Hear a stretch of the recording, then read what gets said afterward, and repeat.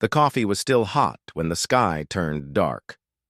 Maria Santos had been sitting on her balcony in São Paulo, watching the morning news on her tablet while sipping her breakfast blend. The weather forecast promised a sunny Tuesday in October, 2157. The sports reporter was discussing the upcoming Mars Colony football finals. Then, the emergency broadcast signal cut through everything else. This is not a drill. Unknown objects have entered Earth's atmosphere over major population centers worldwide. Maria looked up from her tablet. The sun was gone. In its place hung massive black shapes that stretched across the horizon like floating mountains. Each one had to be at least 10 miles long, their hulls covered in strange geometric patterns that hurt to look at directly. Across the city, sirens began to wail. The Trilaxian hegemony had planned this moment for 18 months. Admiral Crone stood in the command center of his flagship, watching holographic displays show the positions of his dreadnoughts over every major Earth city. His reptilian features remained calm as reports flooded in from his fleet commanders. "All vessels in position, Admiral," his aide reported. "Local defensive installations are powering up. We're detecting missile launches from 6 locations." Crone nodded. The humans were responding exactly as his intelligence division had predicted. Their weapons were primitive but numerous. Nuclear warheads, kinetic projectiles, directed energy beams that barely registered on Trilaxian shields. The human military had been observed and cataloged for years through intercepted communications and careful surveillance. "Begin Phase 1, Crone ordered. The first energy blasts lit up the sky like artificial lightning. Maria watched in horror as the beam struck the center of São Paulo, vaporizing entire city blocks in seconds. The heat wave hit her building moments later, shattering windows and throwing her to the floor of her balcony. Similar scenes played out across the globe. In New York, the Terran Defense Command headquarters disappeared in a pillar of blue fire. London's orbital defense platform exploded in a brilliant flash visible from space. Tokyo's shield generators overloaded and collapsed before they could fully activate. General Robert Kim had been in the middle of his morning briefing when the attack began. The underground command center beneath the former Pentagon was designed to survive nuclear war, but the alien weapons were unlike anything humanity had prepared for. The walls shook as energy beams carved through the earth above them. "Status report," Kim barked at his communications officer. 60% of our orbital assets are gone, sir. Ground-based defenses are holding in some sectors, but we're taking heavy casualties. The aliens have some kind of energy shielding that's deflecting most of our missiles." Kim studied the tactical display. Red markers showed alien ships, while blue markers represented human forces. The blue markers were disappearing faster than he could count them. The human fleet had launched everything they had. Admiral Lisa Thompson commanded the Third Earth Fleet from her flagship, the battlecruiser Defiant. Her ships fired railgun rounds, the size of telephone poles at the alien vessels, scoring direct hits that simply vanished against enemy shields. "Target the smaller ships," Thompson ordered. "If we can't hurt the big ones, maybe we can take out their escorts." Her gunners complied, focusing their fire on the sleeker vessels that darted between the massive dreadnoughts. A few alien ships took damage, their shields flickering under concentrated fire. One destroyer-class vessel actually exploded, giving Thompson's crew a brief moment of hope. Then the aliens returned fire. The energy beams cut through Thompson's ships like they were made of paper. The heavy cruiser Miami simply ceased to exist, vaporized so completely that not even debris remained. The destroyer Soul broke in half, its crew spilling into the vacuum of space. Thompson watched her fleet die around her. These weren't the weapons of a species barely more advanced than humanity. These were the tools of a civilization that had mastered energy manipulation beyond human understanding. In the Resistance hideout beneath Detroit, Tom Bradley listened to radio chatter from around the world. The former Marine sergeant had seen combat in the colony wars of 2145, but nothing had prepared him for this. "Paris has fallen," came a crackling voice from one of the ham radios. "The government buildings are gone. The aliens are landing troops. In the city center, another voice, this one from Australia. Sydney's down. They've got some kind of walkers, 8 feet tall. Our small arms aren't even scratching them. Tom adjusted the frequency, picking up military communications that were still getting through. Most of it was bad news. Retreat orders, casualty reports, desperate pleas for reinforcement that would never come. But there was something else. Fragments of conversations that didn't make sense. References to deep assets and external protocols. Coded phrases that seemed to mean something important to the people using them. Storm Crow, this is Nightbird, came one transmission. Package is secure. Recommend implementation of Protocol 7. Negative, Nightbird. Not yet. Wait for the all clear from the outer ring. Tom frowned. Outer ring? What outer ring? The battle for Earth lasted exactly 6 hours and 14 minutes. When it was over, every major military installation on the planet was either destroyed or captured. The orbital defense grid was scrap metal floating in space. The proud fleets of Earth's unified forces had been reduced to memory. President Rodriguez emerged from the emergency bunkers beneath Geneva with a white flag. The city above was a crater, but somehow the alien commander had known exactly where to find him. I am Admiral Crone of the Trilaxian Hegemony, the alien said through a translation device. He stood nearly 8 feet tall, covered in scales that shifted color in the light. Your world now belongs to us. Surrender, and your people will be treated according to galactic law. Rodriguez had no choice. Earth's weapons were exhausted, her defenses shattered, her armies scattered. But as he signed the surrender documents, he noticed something strange in the alien admiral's eyes. Confidence, yes. Victory, certainly. But also a hint of something else. The occupation began immediately. Trilaxian troops, massive reptilian warriors, in powered armor, took control of major cities worldwide. Their energy weapons made human resistance seem futile. Their transport ships landed in every capital, disgorging administrators and technicians to begin the process of integrating Earth into their empire. Maria Santos huddled in her damaged apartment, watching the alien patrols march through the streets below. The lucky ones had fled to the countryside. The unlucky ones were being processed in camps outside the cities, sorted according to skills and usefulness. But as night fell over the conquered planet, a strange thing happened. Ham radios across Earth picked up a signal, broadcast on frequencies the aliens hadn't thought to monitor. It was just 3 words, repeated over and over in dozens of languages. Remember the promise. Tom Bradley heard it in his Detroit hideout and smiled grimly. General Kim heard it in his ruined command center and felt something stir in his chest. Admiral Thompson, floating in an escape pod among the wreckage of her fleet, heard it and began to laugh. The aliens had won the battle for Earth, but they had no idea what they had actually conquered. Humanity's real war was about to begin. The factory had been making car parts before the invasion. Now it manufactured hope in much smaller quantities. Tom Bradley crawled through the ventilation shaft above the old assembly line, his rifle strapped to his back and a pack of explosives weighing down his shoulders. Below him, 3 Trilaxian guards patrolled the facility that had been converted into a supply depot for the occupation forces. 3 months had passed since Earth's surrender, and the aliens had settled into their routine. They were efficient, conquerors. Tom had to give them that. Food distribution centers operated on schedule. Power plants ran under alien supervision.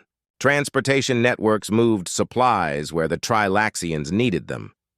But they had made one critical mistake. They thought humans would stay beaten. Tom reached the junction he was looking for and carefully removed the grating. The charges needed to be placed precisely to take out the depot's main power coupling without bringing the whole building down on top of him. He had learned a lot about Trilaxian technology in the past 3 months, most of it through trial and error. His first attempt at sabotage had been a disaster. The alien equipment operated on principles human science barely understood, and his improvised electromagnetic pulse had done nothing more than give the guards a light show. The second attempt had been better, but still failed to achieve the complete shutdown he was aiming for. This time would be different. Governor Vorth stood before a holographic map of Earth in his command center, studying the scattered red dots that represented human resistance activity. Each dot was a minor irritation, barely worth the resources required to eliminate it, but their persistence was becoming annoying. "Report," he ordered his intelligence chief. 17 incidents in the past week, the aide replied. "Power grid, disruptions in North America, 3 supply convoys attacked in Europe, and continued communication jamming in the Asian sectors." Vorth's tail twitched with displeasure. The humans were supposed to have been broken by the display of superior force. Most conquered species required only a few demonstrations of Trilaxian power before accepting their new status. But these creatures seemed incapable of rational surrender. "Double the security patrols," he ordered, "and increase surveillance on the population centers. These insects will learn their place." What Governor Vorth didn't understand was that humans had been preparing for this kind of fight for generations, not against aliens specifically, but against the idea of occupation itself. The lessons of World War II, of Afghanistan, of every guerrilla conflict in human history had been studied, refined, and passed down through military academies and resistance training programs. Tom finished placing his charges and began the careful retreat through the ventilation system. The timer would give him 8 minutes to reach the extraction point where his team waited with stolen Trilaxian transport. As he crawled through the narrow passages, he thought about the message that had come through the underground network yesterday. Phase 2 is authorized. Begin deep reconnaissance. Deep reconnaissance meant something different to every resistance cell, but for Tom's group, it meant infiltrating alien communication systems to gather intelligence. They had managed to capture a Trilaxian datapad 3 weeks ago, and their tech specialist Anna had been working around the clock to crack its encryption. The explosion lit up the night sky behind them as Tom's team sped away in their stolen transport. The alien depot would be offline for at least a week, disrupting supply lines across the entire Midwest region. But more importantly, they had planted listening devices in the chaos that would give them access to enemy communications. 6,000 miles away, Maria Santos was running a different kind of operation. The former coffee shop owner had discovered she had a talent for moving people and supplies without being detected. Her network stretched across South America, helping resistance fighters and refugees avoid Trilaxian security sweeps. "The route through the mountains is still clear," she reported to her contact over an encrypted radio channel. "But they've increased patrols along the coast road. You'll need to wait until after midnight." The person on the other end acknowledged and signed off. Maria settled back to wait for the next check-in, studying a hand-drawn map covered in notes about alien patrol schedules and safe houses.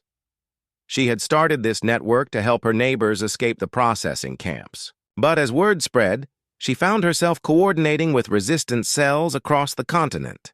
The aliens might have conquered Earth's governments and militaries, but they were learning that occupying the planet's people was a much more difficult task. In the ruins of what had once been NORAD, General Kim was discovering that his underground command center had become the unofficial headquarters for North American resistance coordination. The facility was supposedly destroyed, which made it perfect for activities the Trilaxians weren't supposed to know about. "Sir, we're receiving intelligence reports from 17 different cells," his communications officer reported. "They're all asking for the same thing." "Let me guess," Kim said. "Heavy weapons and orbital support." "Yes, sir. They want to know when the real offensive begins." Kim studied the tactical displays that showed resistance activity across the globe. Thousands of small actions, each one barely registering on the aliens' attention. But together they represented something significant. Humanity was not staying down. But the question everyone kept asking was the same one that puzzled him. When would the real offensive begin? The resistance cells all seemed to believe that somewhere, somehow, there were forces gathering for a major counterattack. The problem was that Kim had no idea what forces they were talking about. The intercepted alien communications were beginning to paint an interesting picture. Governor Vorth's reports to his superiors showed growing frustration with human resistance activities. More concerning were references to unusual tactical patterns that didn't match standard resistance behavior for a conquered population. "They're too coordinated," one report noted. "These attacks suggest military planning beyond what should be possible for scattered survivors." Anna had been working on the captured Trilaxian datapad for weeks when she finally cracked its encryption. What she found made her hands shake as she reached for the emergency communication device. "Tom, you need to see this," she said when he answered. "The aliens have been monitoring Earth for over 2 years. But there are gaps in their surveillance data. Big gaps." "What kind of gaps?" "Deep space monitoring. They've been tracking our planet and our immediate solar system, but there are references to scan limitations beyond the outer planets. And Tom, there are mentions of human signatures that don't match their Earth-based intelligence." Tom felt something cold settle in his stomach. "What are you saying?" "I'm saying the aliens think they conquered all of humanity, but their own data suggests they might be wrong." The message that went out through the global resistance network that night was simple but electric in its implications. The Trilaxians had not detected all human assets before their invasion. Somewhere in the dark between the stars, there were humans the aliens didn't know about. Governor Vorth received his own intelligence report the same night. It had taken months of interrogating captured resistance fighters, but his analysts had finally identified a pattern in human behavior that made no sense according to standard conquest protocols. "They're not fighting to win," his intelligence chief explained. "Every action suggests they're fighting to delay, to keep our attention focused on surface operations." "Delay for what?" "Unknown. But sir, we keep hearing references to something they call the real army. Every prisoner mentions it eventually. They seem to believe that rescue is coming." Vorth dismissed the report. Conquered populations always created fantasy saviors to maintain hope. It was a well-documented psychological response that usually faded within a year of occupation. But that night, his deep space sensors detected a gravitational anomaly at the edge of the solar system. It lasted for exactly 3 seconds before disappearing, and his technicians classified it as a natural phenomenon. They were wrong. The resistance networks hummed with new activity. Coded messages flew between cells on every continent. Weapon caches were moved to new locations. Safe houses prepared for extended operations. Tom Bradley stood in his Detroit hideout, looking at a star chart that Anna had printed from the alien datapad. Beyond the orbit of Neptune, there were sensor shadows where something had interfered with Trilaxian surveillance. "How long do you think we need to keep them busy?" Anna asked. Tom smiled for the first time since the invasion began. "However long it takes for the cavalry to get here." High above Earth's atmosphere, Trilaxian patrol ships continued their routine sweeps, unaware that they were being watched by eyes that had been waiting 40 years for this moment. The real war for Earth was about to begin, and the Trilaxians had no idea what was coming for them. The asteroid belt was the perfect place to hide a secret that could save humanity. Lieutenant Rex Miller floated in the observation deck of the research vessel Prometheus, watching ice crystals drift past the viewport like frozen tears. 3 months had passed since they had watched Earth fall from their position at the edge of the Kuiper Belt, and the crew was finally ready to make the journey that could change everything. Their ship had been conducting deep space mineral surveys when the Trilaxian fleet arrived. Captain Hayes had made the hardest decision of his career that day, ordering his crew to maintain communication silence while their homeworld burned. But Hayes hadn't been running away. He had been following protocols that officially didn't exist. "Rex, get up to the bridge," came Hayes's voice over the intercom. "We just picked up the signal." Miller pushed himself through the zero-gravity corridors to the command center, where Hayes was staring at a communication display with tears in his eyes. The message was simple, transmitted on a frequency that shouldn't have existed, according to public human technology. Beacon 77 Alpha is active. Colonial fleet acknowledges Earth status. Rendezvous protocols are in effect. Miller read the message twice before its meaning hit him. "Captain, that's impossible. There is no colonial fleet." Hayes turned to face his communications officer, and Miller saw something he hadn't expected. Relief. "Rex, there's something you need to know about humanity. Something that's been classified above your clearance level for the past 50 years. The story Hayes told would have sounded like science fiction a week ago. For half a century, while Earth's public space program focused on Mars colonies and asteroid mining, a shadow program had been launching something else entirely. Generation ships, massive vessels carrying millions of people to distant star systems. The public colonies on Mars and Europa were never the real plan, Hayes explained. They were cover. Every few years, another deep space research mission would launch, except they weren't coming back. Miller stared at the star charts Hayes was showing him. Red dots marked the locations of 47 different colonial settlements, scattered across a sphere of space nearly 100 light-years in diameter. Each one established around stars that public astronomy had declared unsuitable for colonization. "Why keep it secret?" Miller asked.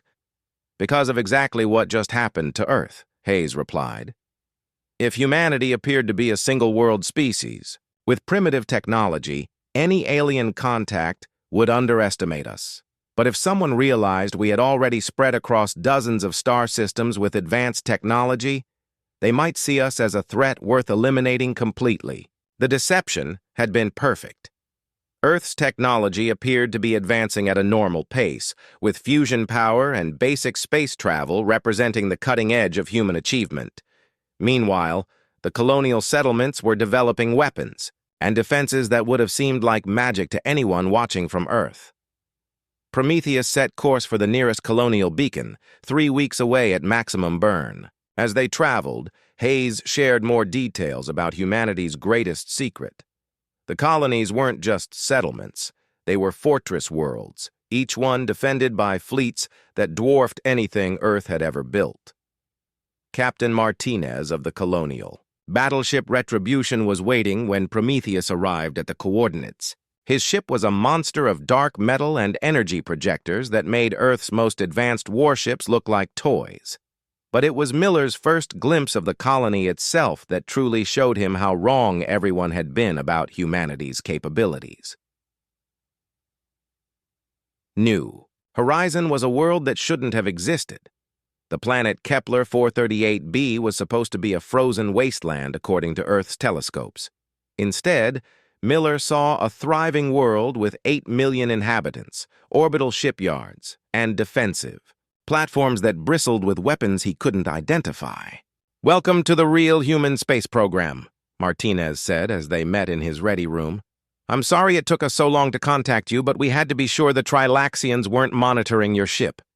Miller listened in amazement as Martinez explained how the colonies had been tracking the invasion of Earth through quantum communication networks the aliens couldn't detect. Every colony had received the same message on the day Earth fell. Condition read, "Initiate homecoming protocol." "We've been preparing for this scenario for decades," Martinez continued. "The colonies were never just about spreading humanity among the stars. They were about making sure that if Earth fell, we would have the resources to take it back." The quantum communication network lit up with traffic as word spread that Prometheus had made contact with Colonial Command. Messages flowed between distant stars, carrying news that Earth's children were finally coming home. On Wolf 1061, Admiral Susan Price stood in the command center of the dreadnought Terran Might, watching tactical displays that showed the greatest military buildup in human history. Her world had been humanity's first successful interstellar colony, established 43 years ago by the generation ship New Frontier. Now it was preparing to launch the largest fleet ever assembled. Status. Report, Price ordered. 47 colonial systems have confirmed participation, her aide replied. Total fleet strength will be 300 ships, including 23 heavy dreadnoughts and 49 carriers. Estimated departure time is 6 weeks. Price nodded. It would take time to coordinate such a massive operation across interstellar distances, but the colonies had been drilling for this scenario since their establishment. Every colonial world maintained a fleet specifically designed for the defense of Earth. The technology gap between Earth and the colonies was staggering. While Earth had struggled with basic fusion drives and kinetic weapons, the colonies had developed quantum fold drives that could cross interstellar distances in days. Their weapons manipulated fundamental forces their shields could withstand, the energy output of small stars, and their sensors could track enemy movements across entire solar systems. But perhaps most importantly, they had developed these technologies in complete secrecy. The Trilaxians had observed Earth's military capabilities and planned accordingly. They had no idea what was actually coming for them. Rex Miller found himself assigned as a liaison officer between the colonies and Earth's resistance networks. Using Prometheus's communication array, he began sending coded messages to the scattered resistance cells, letting them know that help was on the way. The response from Earth was immediate and overwhelming. Tom Bradley in Detroit, Maria Santos. In South America, General Kim in his underground command center. Every resistance leader who received the message reacted the same way. Disbelief, then hope, then grim determination. How long? Was the first question everyone asked. 6 months, Miller replied. Maybe less if we can accelerate the fleet assembly. The second question was always the same.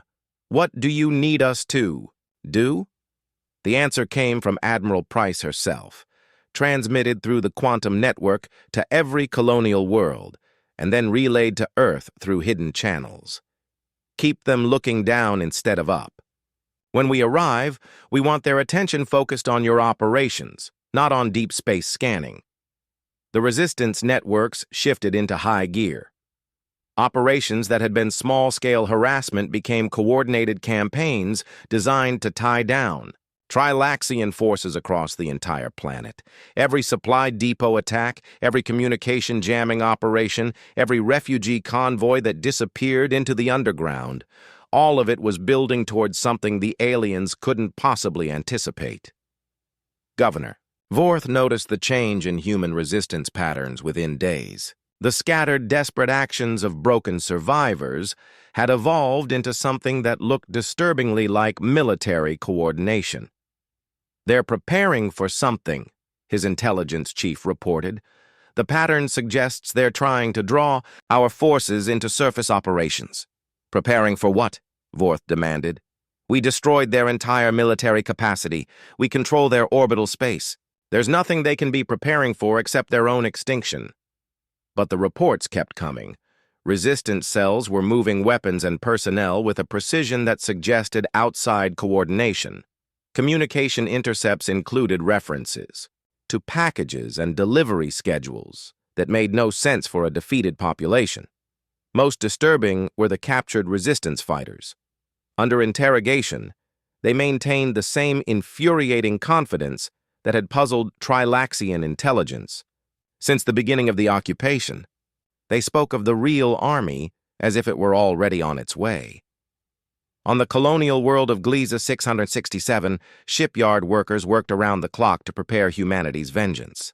The dreadnought Unbreakable rolled out of Construction Bay 17. Her quantum cannons and gravitational projectors powered by exotic matter that Earth's scientists had never imagined. Similar scenes played out across 47 star systems. Humanity's hidden children were coming home, and they were bringing weapons that would teach the Trilaxians the price of underestimating a species that had quietly conquered half the galaxy while pretending to be primitive farmers and miners. Rex Miller sat in the communications center of New Horizon, watching status reports flow in from across human space. Fleet movements, weapon loadouts, tactical assessments, all the pieces of a puzzle that would soon solve itself in the most violent way possible. In 6 months, the Trilaxians would learn that they hadn't conquered humanity. They had simply awakened it. And now Earth's children were coming home to collect what was theirs. The stars themselves seemed to hold their breath as humanity prepared for war. The empty space between Proxima Centauri and Wolf 1061 had never seen anything like the fleet that was assembling in the darkness. Admiral Susan Price stood before the main display in her command center, watching as ship after ship dropped out of quantum fold space to join the growing armada. Each vessel represented years of colonial development hidden from Earth's view. Technologies that had been refined in secret while the home world maintained its facade of primitive space travel. The dreadnought Terran Might was impressive enough. On its own, stretching nearly 2 miles from bow to stern and bristling with weapons that could crack planets. But it was just one ship among hundreds, each one a masterwork of engineering that made the Trilaxian vessels look like antiques. "Admiral, the Ross 128 contingent has arrived," reported her tactical officer. "That brings our total to 247 ships." Price nodded, studying the tactical display that showed the greatest fleet in human history. Heavy dreadnoughts formed the core of the formation, their hulls containing quantum cannons that could punch holes through space itself. Around them, carriers launched squadrons of fighters equipped with weaponry that existed in multiple dimensions simultaneously. Support vessels carried Marines armed with equipment that would have been impossible without 40 years of colonial research and development. But it wasn't just the size of the fleet that would shock the Trilaxians. It was the technology. Dr. Emily Chen floated in the research laboratory of the science vessel Discovery, making final adjustments to the gravitational manipulation device that would be their primary weapon against Trilaxian shields. The colonies had discovered early in their development that conventional energy weapons were limited by basic physics. But if you could manipulate gravity itself, you could bypass those limitations entirely. "The field generators are calibrated," she reported to Price over the communication link. "We can create localized gravitational distortion strong enough to crush enemy ships into singularities." "How many shots?" Price asked. "The main battery can fire 6 times before requiring a cooldown cycle. But Admiral, each shot has the potential to eliminate an entire enemy squadron." Price smiled grimly. The Trilaxians had conquered Earth with energy weapons and superior shielding. They were about to learn that humanity's children had moved far beyond such primitive approaches to warfare. On Earth, the resistance networks were executing the most complex coordination effort in the planet's history. Tom Bradley crouched in a tunnel system beneath Detroit, studying maps that showed Trilaxian troop concentrations across North America. Similar planning sessions were taking place in hidden bunkers and abandoned buildings on every continent. The message came through. "An hour ago," Anna reported, looking up from her decryption equipment. 3 words. "Storm is coming." Tom felt something settle in his chest that he hadn't experienced since the invasion began. Hope. The plan was elegantly simple. When the colonial fleet arrived, every resistance cell on Earth would launch coordinated attacks against Trilaxian ground forces. The goal wasn't to win. That was impossible with the weapons they had access to. The goal was to keep alien attention focused downward while death descended from space. "How many cells are participating?" Tom asked. "All of them," Anna replied. Every resistance network on the planet received the same message. "We're talking about simultaneous operations on 6 continents." Governor Vorth was beginning to suspect that something significant was developing among the human resistance groups, but his intelligence analysts couldn't determine what. The intercepted communications had increased dramatically over the past month, all of it using codes that defied Trilaxian decryption efforts. "They're planning something major," his aide reported. "Movement patterns suggest a coordinated offensive across multiple regions." Vorth studied the tactical displays that showed human resistance activity. Red dots marked areas of increased insurgent movement, and the pattern was unlike anything in Trilaxian experience of conquered populations. "Double our orbital patrols," he ordered. "If they're planning some kind of desperate last stand, I want our fleet ready to glass every resistance stronghold on the planet."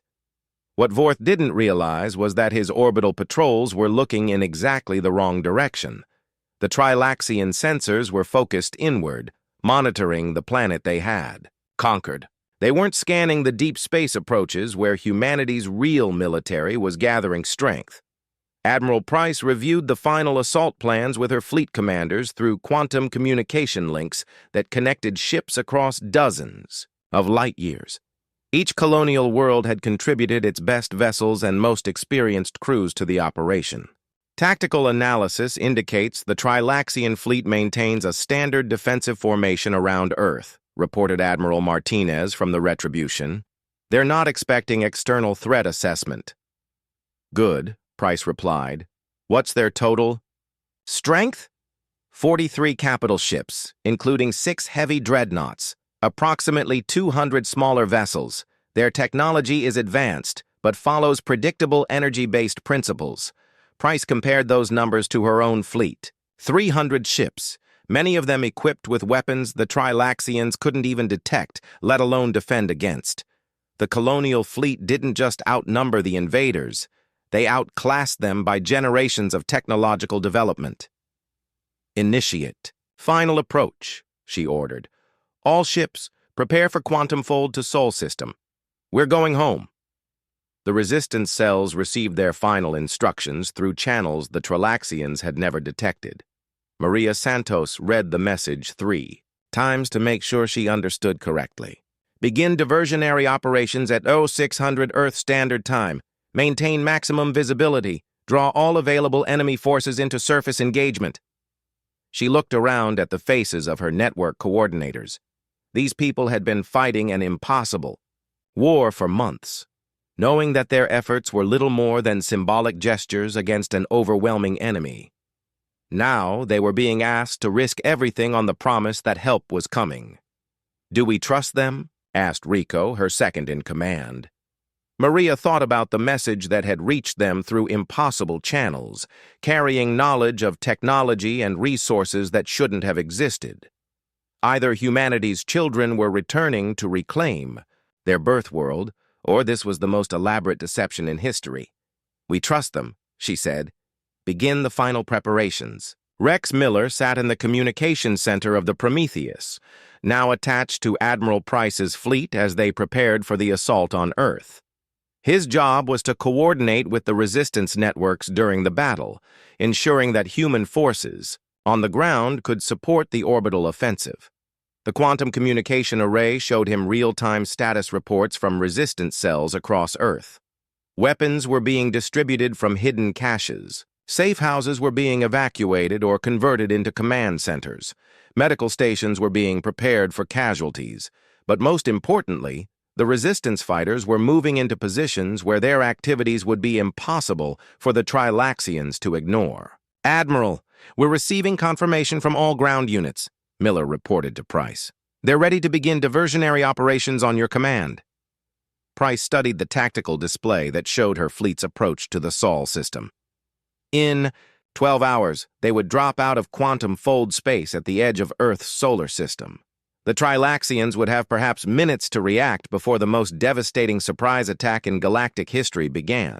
"Send the message," she ordered. "All units, commence Operation Homecoming." The signal flashed across space at quantum speeds, reaching Earth in an instant despite the vast distance. On every continent, resistance fighters read the same 3 words and began to move. Tom Bradley led his team through the storm sewers beneath Detroit, carrying enough explosives to level 3 city blocks. Above them, Trilaxian patrols were conducting their routine sweeps, unaware that humanity's children were about to knock on the door with weapons that could restructure reality. Governor Vorth was reviewing intelligence reports when the human uprising began. The first explosions lit up his tactical display like fireworks, dozens of simultaneous attacks against Trilaxian installations across the planet. "Sir, we have major incidents on 6 continents," his aide reported. "Power stations, communication, centers, supply depots, they're hitting everything at once." Vorth stared at the display in disbelief. This wasn't the desperate last gasp of a broken resistance movement. This was a coordinated military offensive launched with precision timing across the entire planet. "Deploy all available ground forces," he ordered. "I want every resistance cell eliminated before they can cause more damage." As Trilaxian ships descended from orbit to support ground operations, their sensors remained focused on the planet below. They never detected the gravitational anomalies forming at the edge of the solar system as 300 ships prepared to translate back into normal space. Admiral Price watched the countdown timer reach 0 and gave the order that would echo through history. "All ships, execute quantum fold. Target, Earth." Space itself began to tear open as humanity's hidden fleet emerged from the darkness between stars. The Trilaxians were about to learn that they had conquered a decoy, and now the real enemy was here. The battle for Earth was about to begin, and this time humanity would be fighting with weapons that treated physics like a suggestion rather than a law. The first sign that everything was about to change was when space itself began to scream. Governor Vorth was coordinating the suppression of human resistance activities from his command ship when his sensors detected something impossible. Reality was bending near Neptune's orbit, creating gravitational distortions that made his instruments spark and fail.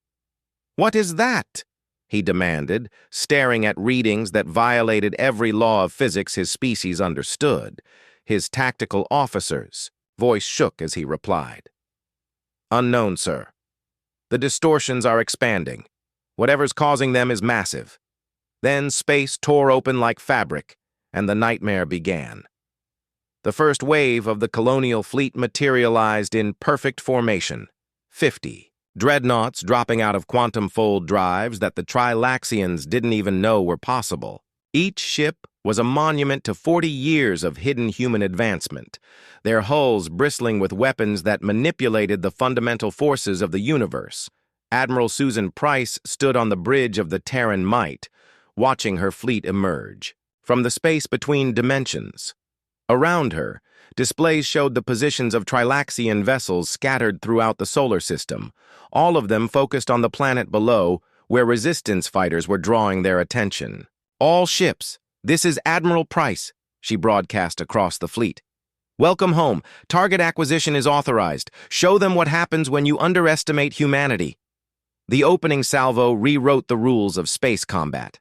Dr. Emily Chen fired the first gravitational cannon from the Discovery, targeting a cluster of Trilaxian destroyers near Mars' orbit. The weapon didn't launch a projectile or emit an energy beam. Instead, it created a localized gravitational field so intense that space itself collapsed around the enemy ships. The destroyers simply ceased to exist, crushed into a point of infinite density that lasted for exactly 3 seconds before dispersing into exotic particles. Governor Vorth watched his outer patrol ships disappear from his tactical display and felt something he hadn't experienced in decades of conquest. Fear. "Report!" he shouted. "What just happened to the Mars Squadron?" "Unknown weapons, sir," his aide replied, his voice barely steady. "The ships appear to have been destroyed by some kind of gravitational manipulation. We're detecting more energy signatures throughout the system." More signatures was an understatement. The colonial fleet was systematically eliminating Trilaxian forces with weapons that treated their advanced shielding like tissue paper. Quantum torpedoes phased through enemy defenses before exploding inside their target ships.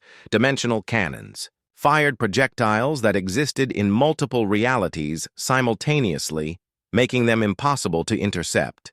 Admiral Crone, who had conquered 43 worlds before Earth, found himself facing an enemy unlike anything in Trilaxian experience. His energy weapons, so effective against primitive human defenses, couldn't even reach the colonial ships through their exotic matter shields. "Fall back to defensive formation around the homeworld," he ordered. "Concentrate all firepower on the lead enemy vessels." It was the right tactical decision. It was also completely useless. The Terran might absorb the combined firepower of 20 Trilaxian dreadnoughts without even dimming her running lights. Her shields converted the incoming energy into raw matter, actually strengthening her defenses with each enemy attack. "Admiral, we're receiving surrender requests from 12 Trilaxian vessels," reported Price's communications officer. "Denied," Price replied coldly. "They had their chance to leave our world peacefully." On Earth's surface, Tom Bradley watched the light show in the sky and felt tears streaming down his face. After months of fighting with improvised weapons against an impossibly advanced enemy, humanity's real military had finally arrived. The Resistance fighters emerged from their hiding places to watch their planet's liberation unfold above them. Explosions lit up the night sky as Trilaxian ships died. By the dozens, their wreckage falling through Earth's atmosphere like shooting stars of justice. "Tom, look at this," Anna called out, pointing her scanner at the alien vessels overhead. "Their energy signatures are dropping fast. Whatever our people are using up there, it's cutting through their ships like they're made of paper." Tom smiled grimly. The aliens had been so confident in their technological superiority, so certain that Earth represented the full extent of human capability. They had no idea they were fighting a species that had quietly colonized half the galaxy while pretending to be primitive farmers. The battle moved into Earth's orbital space as the colonial fleet pressed their advantage. Admiral Martinez commanded the second wave from the Retribution, his ships equipped with weapons designed specifically to disable enemy vessels without destroying them.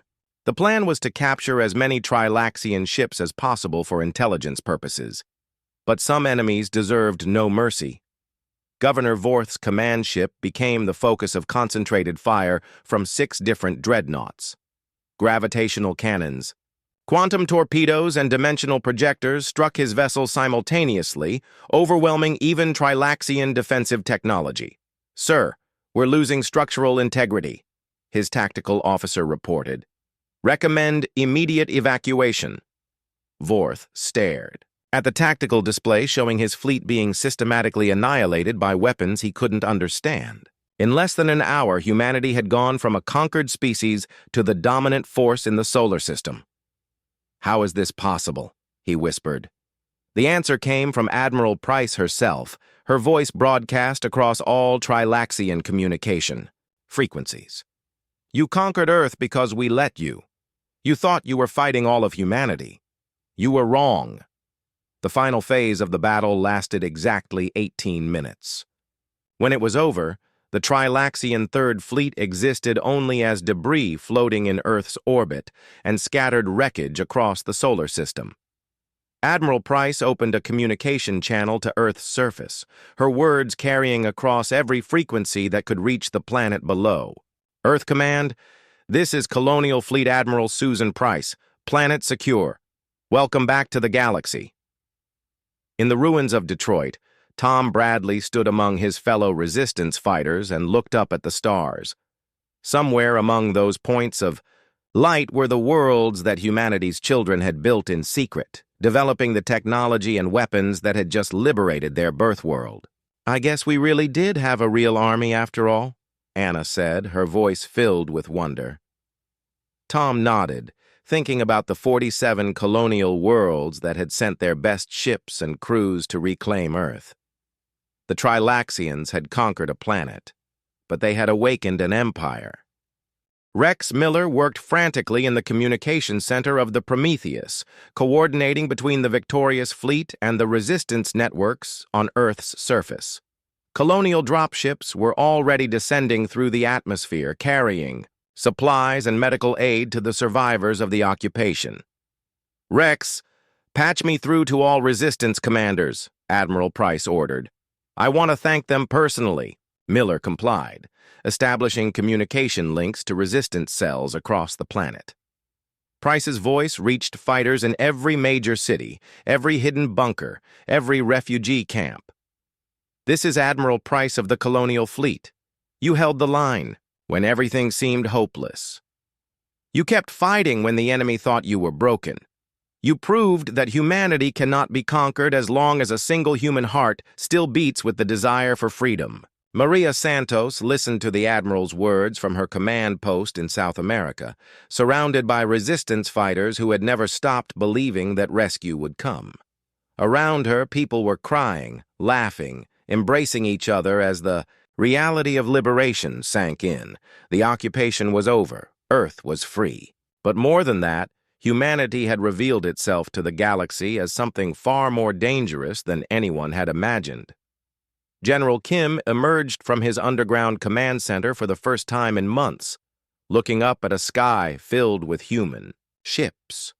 The vessels descending through the atmosphere bore the flags of worlds he had never heard of, colonies that had been established in secret while Earth maintained the illusion of being alone in the universe. "Sir," his communications officer reported, "we're receiving messages from colonial authorities. They want to coordinate the transition back to human control." Kim smiled. After months of fighting a hopeless resistance, it felt strange to be planning victory instead of just survival. The Trilaxian survivors were gathered in detention facilities on their remaining ships, under guard by colonial marines whose equipment made Trilaxian weapons look like stone tools.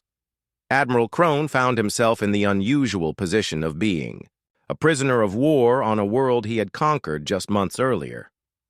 "Your species will pay for this," he told his human captors. "The hegemony will send a larger fleet." The colonial marine guarding him smiled coldly. "Let them come. They'll get the same welcome you did." What Crone didn't understand was that the force that had liberated Earth was just a fraction of humanity's true military capability. 47 worlds, each with their own fleets, had contributed to the operation. And beyond those worlds, human exploration ships were already scouting new star systems for colonization. The galaxy had been introduced to humanity in the worst possible way for any potential enemies. They had learned that humans appeared weak until threatened, then revealed capabilities that defied conventional understanding. Dr. Emily Chen stood in her laboratory aboard the Discovery, watching Earth grow larger through the viewport as the fleet settled into orbit around their liberated homeworld. The gravitational manipulation technology that had won the battle was just one of dozens of scientific advances the colonies had achieved in secret. "Admiral, we're receiving requests from Earth's scientific community," she reported to Price. "They want to know about our technological developments." Price smiled. "Tell them we have a lot to share. 40 years of advancement is going to take some time to transfer." The colonial fleet began the process of reintegrating Earth into humanity's hidden empire. Supply ships delivered technology that would revolutionize the planet's infrastructure. Medical vessels brought treatments that could cure diseases Earth's doctors had never seen before. Construction ships began building new orbital facilities that would defend the homeworld against any future threats. But perhaps most importantly, communication ships established permanent quantum communication links between Earth and the colonial worlds, ending forever the isolation that had made the planet vulnerable to conquest. Tom Bradley stood on the roof of a liberated building in Detroit, watching colonial dropships land in the streets below. The Marines who emerged wore powered armor that made them look like something from a science fiction movie. But their faces were human, and their eyes held the same determination that had driven the resistance for months. "Welcome home," one of the Marines said as he approached Tom's position. "Thank you for coming to get us," Tom replied. The Marine shook his head. "Thank you for holding the line until we could get here." As night fell over Earth, the planet was illuminated by the lights of hundreds of human ships in orbit. The colonial fleet had come home, and they had brought with them the promise that humanity would never again be caught unprepared. The Trilaxian hegemony would eventually classify humans as a Class X threat, warning all member species to avoid contact with the species that appeared primitive until provoked. They would speak in whispered tones about the day an entire fleet had materialized from empty space, wielding weapons that treated the laws of physics as mere suggestions. But that would come later. For now, Earth was free, and humanity had announced its presence to the galaxy in a way that would never be forgotten. The real army had come home,